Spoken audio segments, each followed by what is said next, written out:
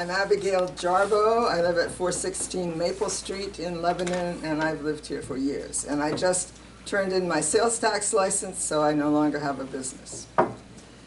Now, yesterday, oh no, it wasn't yesterday, several days ago, I received a letter from an inmate in the jail. I've known him for a long time, and he's lived in my house on various occasions.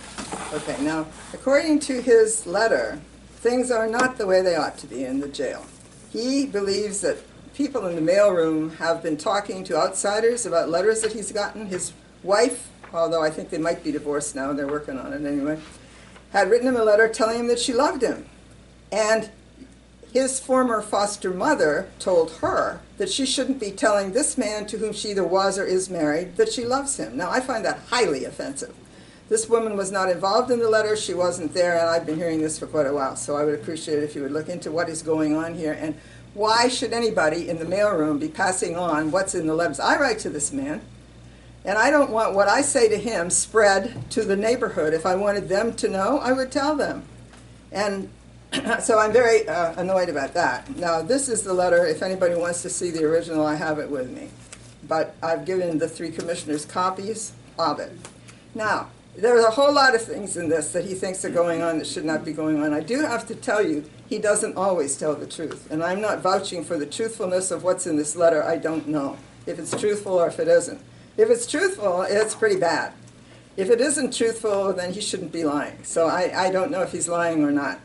However, he has lied to me in the past, and many people in the jail are not in there for their high standards of morality.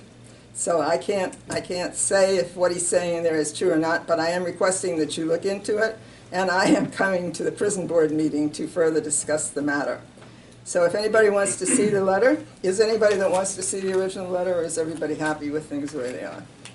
Now, further, I would like to add that I visit other inmates in other prisons, or have in the past, and in the one in Dallas, SCI Dallas, not Texas, but here in Pennsylvania, I discovered in the internet that a CO and a prisoner were involved in the murder of one of the inmates there about a year ago.